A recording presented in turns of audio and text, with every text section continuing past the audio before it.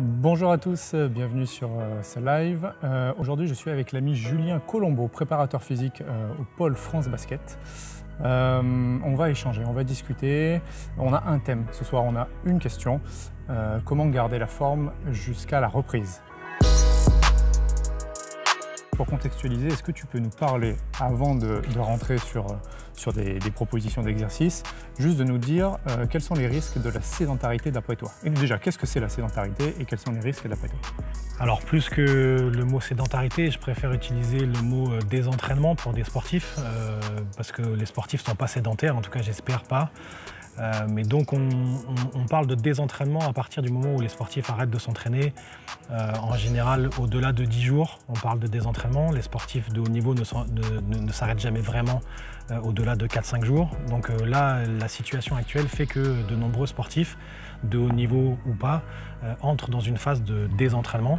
Et donc ce désentraînement a des conséquences sur les qualités physiques, notamment les plus importantes, le niveau aérobie, les niveaux de force sur le plan musculation. Et donc ce sont les effets les plus problématiques à gérer dans cette phase d'arrêt. Et puis on peut ajouter une petite prise de poids parce qu'on s'entraîne moins, un peu de baisse de morale parce qu'on ne va plus à la salle et on ne voit plus ses coéquipiers, etc. Donc c'est les effets un peu négatifs de cette période de confinement ou d'arrêt d'activité. Ok, tu as parlé de prise de poids. Est-ce que via l'alimentation, on peut essayer de contrôler un petit peu les choses? Oui, bien sûr, c'est surtout par là qu'il va falloir le contrôler, en essayant de, bien sûr, associer ça à une activité physique autant qu'on peut, mais c'est par l'alimentation qu'on va pouvoir contrôler cette prise de poids. Il faut penser à diminuer un petit peu les doses habituelles. Alors, qu'est-ce qu'on diminue? Les glucides, comment? Oui, on diminue principalement les glucides. Les glucides, c'est, soyons concrets. Les pâtes, le riz, le pain. Tout ce qui est sucre ajouté, donc tout ce qui est sucré, les gâteaux, le Nutella, les boissons sucrées, etc. On essaie de supprimer ça le plus possible. On diminue et les sucres lents et les sucres rapides. Alors il faut mieux supprimer les sucres rapides, conserver un peu de sucre lent, mais dans les proportions qui sont habituellement celles qu'on utilise quand on s'entraîne 3 fois par semaine, il faut baisser un petit peu la proportion.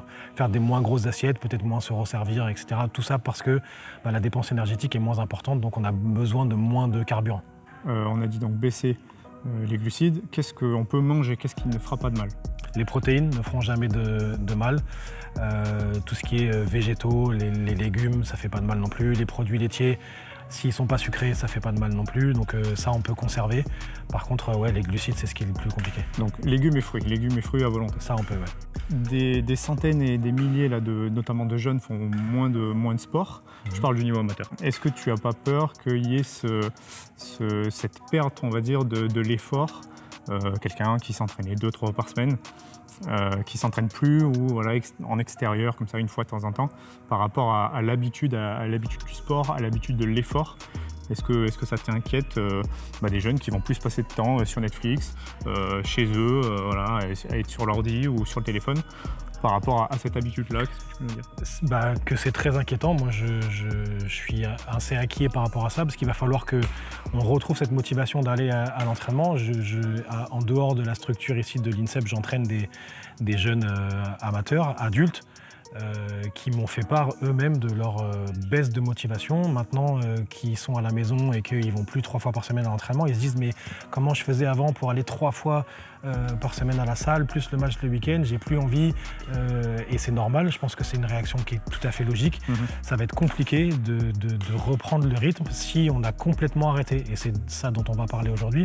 Je pense que l'enjeu de cette période, c'est de ne pas complètement arrêter, parce que la reprise sinon va être vraiment très compliquée. Qu'est-ce qu'on peut faire de cette période actuelle, là, où beaucoup de choses sont fermées, jusqu'à la période où on pourra reprendre? Qu'est-ce qu'on peut faire pour entretenir un petit peu? Est-ce qu'on peut uniquement s'entretenir? Est-ce qu'on peut progresser sur certains points? Comment on fait, voilà, pour garder cette forme jusqu'au moment de la reprise, qui sera peut-être dans 3 mois, dans 6 mois, ou peut-être plus? Alors oui, comme on a la certitude, on ne sait pas combien de temps ça va durer, je pense qu'il y a deux réponses à ta question. La première, c'est effectivement essayer d'entretenir au maximum les qualités physiques qui se dégradent dans cette situation de désentraînement. Donc continuer à aller courir pour maintenir le plus possible le niveau aérobie et pas laisser cette chose-là se dégrader trop. Essayer de faire un entretien musculaire par des petits circuits, on pourra en reparler après tout à l'heure, sur des exercices qui sont faciles à mettre en place à la maison. Et puis il y a aussi le côté progresser sur des choses bien particulières.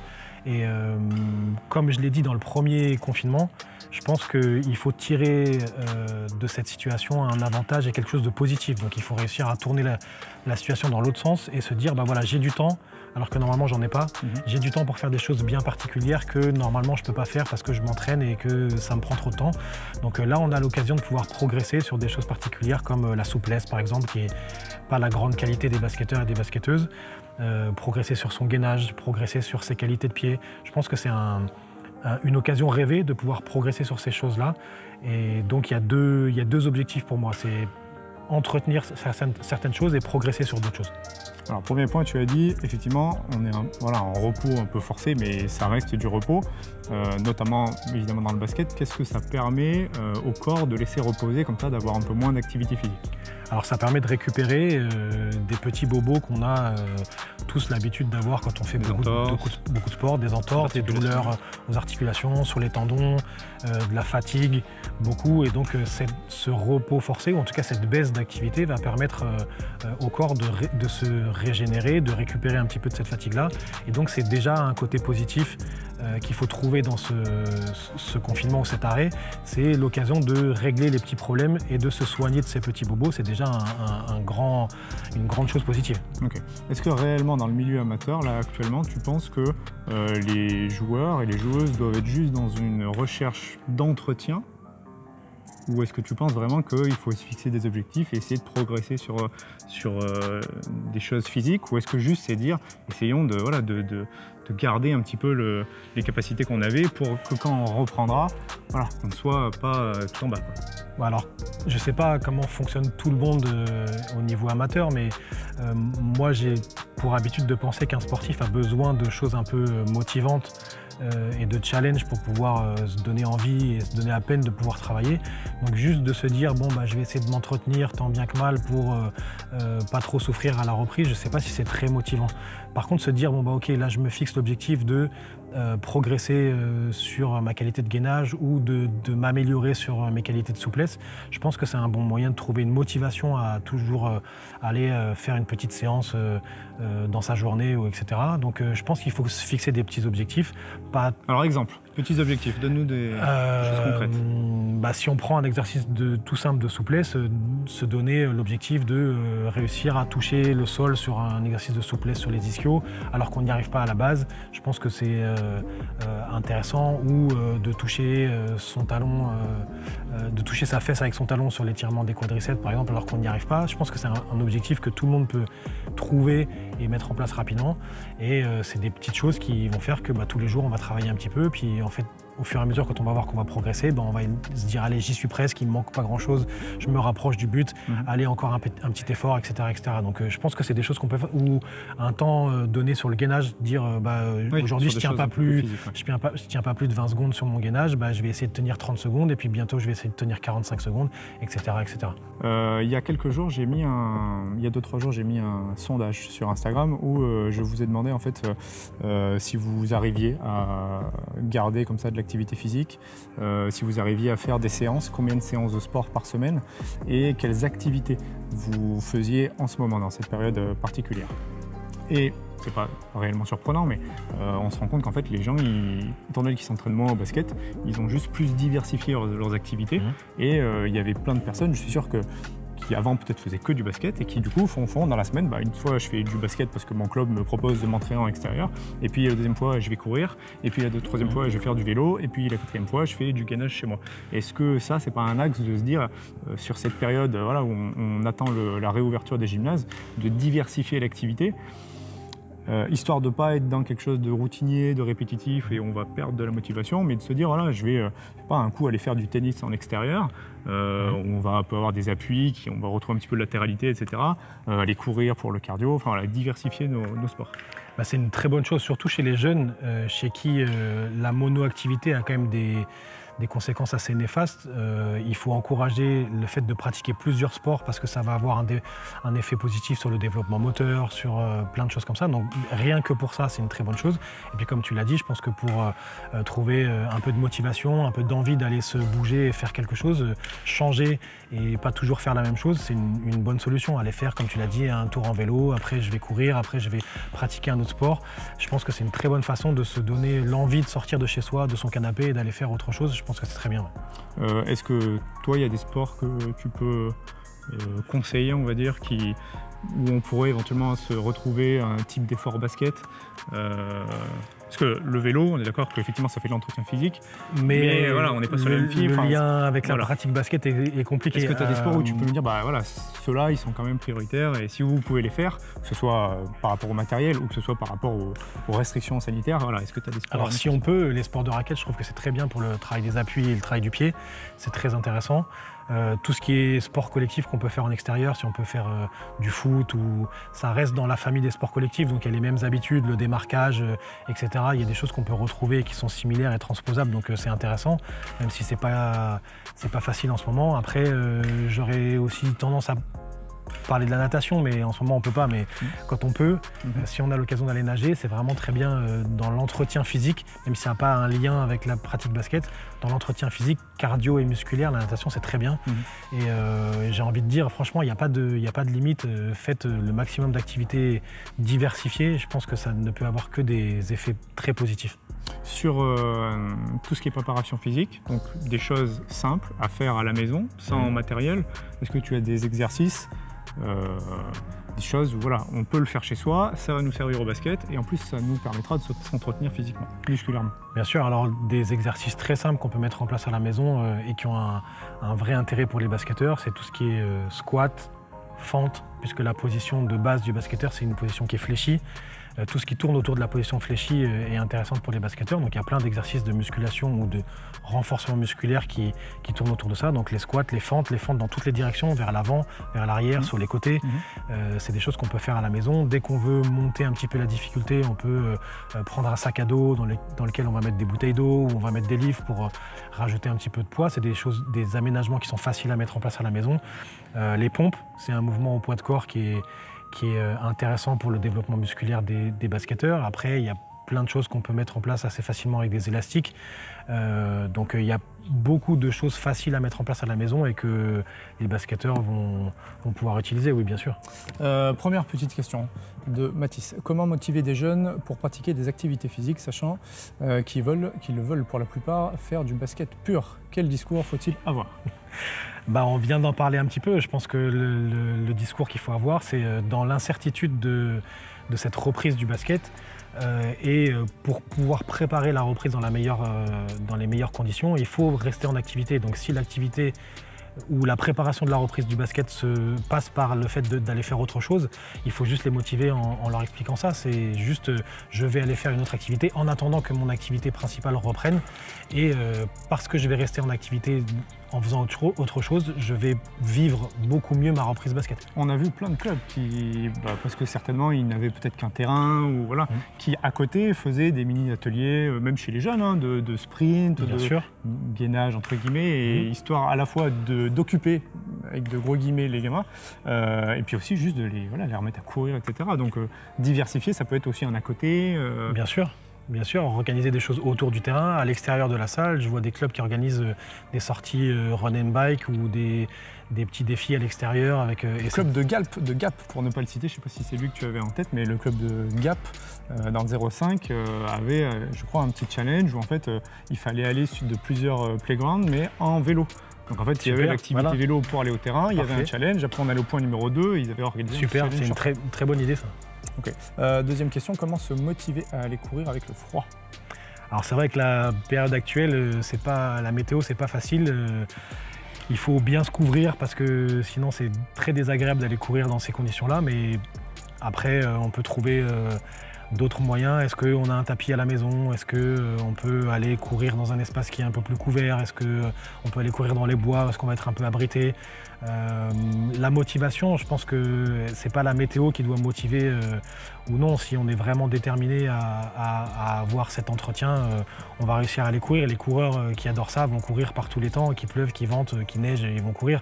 Je sais que les basketteurs ne sont pas les premiers à avoir envie de mettre le nez dehors, mais peut-être que cette période va justement les amener, les sensibiliser sur le fait que c'est pas si mal que ça d'aller mettre son nez dehors et de s'aérer un peu et de respirer l'air pur en fonction de là où on habite. Mais j'irai pas dire que l'air pur à Paris pour aller courir c'est pour tout le monde. Mais bon, voilà, la motivation, il faut la trouver dans ce qu'il y a au-delà de la météo.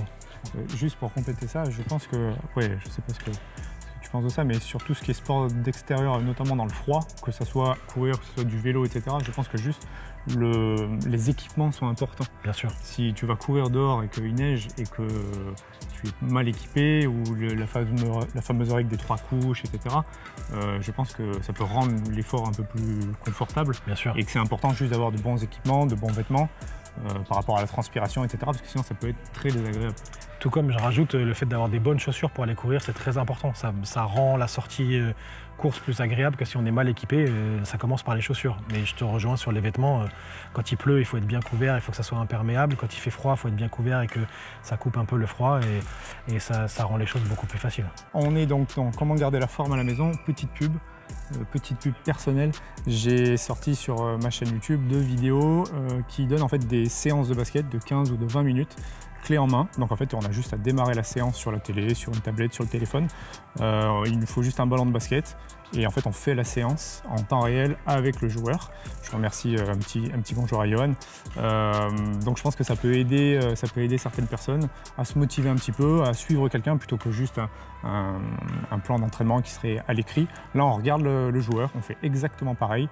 Voilà, si ça peut aider certains coachs ou certains jeunes à pratiquer comme ça 1 ou 2 fois dans la semaine, ça peut être pas mal. Mon avis juste là-dessus. J'ai regardé avec attention les vidéos et j'aime beaucoup l'alternance entre le travail physique et le travail basket. C'est une très bonne façon de pouvoir travailler les deux et entretenir les deux. Donc je vous encourage à aller jeter un œil et à tester les séances parce que on ne se rend vraiment compte de l'effet de la séance que quand on l'a pratiqué soi-même. Donc allez-y, testez et puis faites un retour sur la séance. On a des questions qui défilent. Julien, as-tu des petits challenges physiques à mettre en place à distance pour garder un groupe, avec un groupe pour garder cet effet de compétition? Tu vois le côté challenge, voilà. Oui, mais je pense que ça doit passer par là. C'est ce que moi j'utilise beaucoup, que j'ai utilisé beaucoup pendant les confinements avec les groupes de l'INSEP, les gamins de l'INSEP.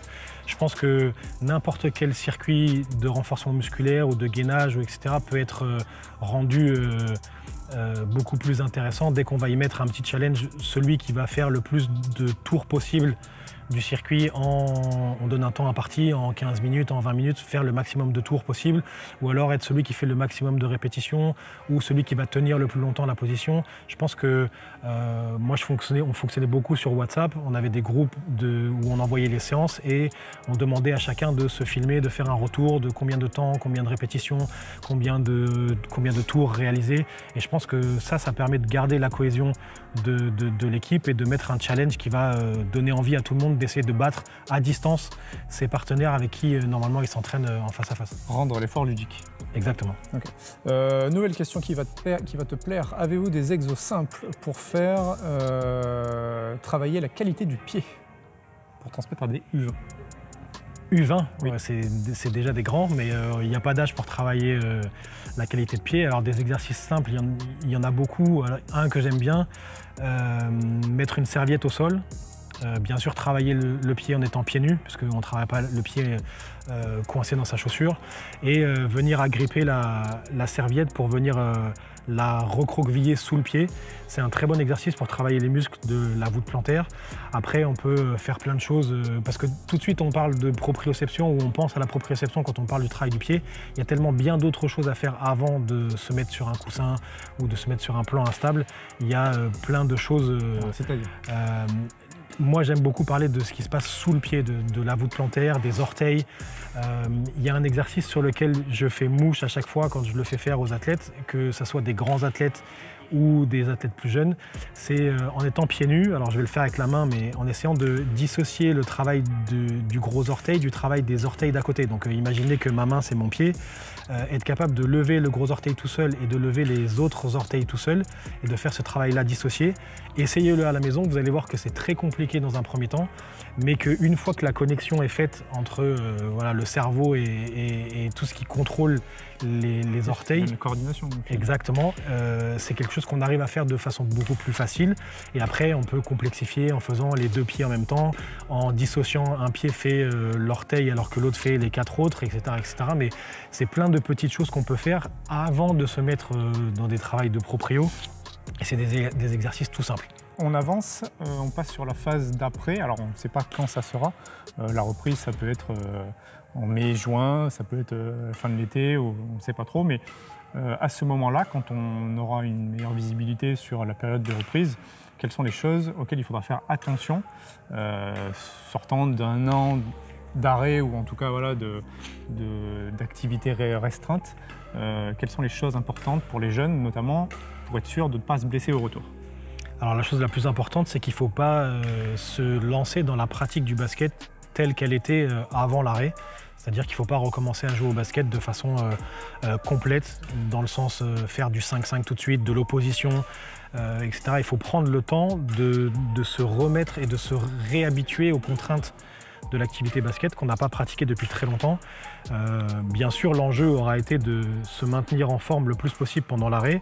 Ceux qui auront réussi ce défi-là auront une reprise moins douloureuse. Je ne dis pas qu'elle sera facile, elle sera facile pour personne puisqu'on a été privé de l'activité basket qui est notre sport depuis très longtemps et il faut vraiment prendre le temps de retrouver ses repères sur le terrain, de se réhabituer à tout ce que le basket nous demande comme contrainte, c'est-à-dire faire des accélérations, faire des changements de direction, faire des freinages, des sauts et des réceptions de sauts. Ça, c'est des choses que dans l'entretien athlétique dont on parle depuis tout à l'heure, on n'a pas encore abordé ça et il faut se réhabituer à ça. Donc surtout, mon conseil, c'est contrôler la durée des entraînements.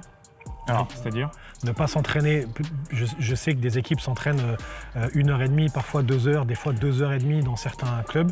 Je pense qu'il faut accepter dans un premier temps de réduire un peu la durée des entraînements, faire 1 heure, 1h15, pas plus pour commencer, et puis monter progressivement la durée de l'entraînement. Il vaut mieux faire plus court plutôt que de faire plus long et après d'être fatigué et de contrôler la blessure. C'est ça, parce que là où on va prendre le risque de se blesser, c'est avec une trop forte intensité d'entraînement, donc il faut contrôler l'intensité et un trop gros volume d'entraînement. Si les deux sont réunis, on a les facteurs, on a le cocktail parfait pour se blesser. Donc une séance courte, pour toi c'est quoi? 1 heure, moins d'1 heure? 1 heure.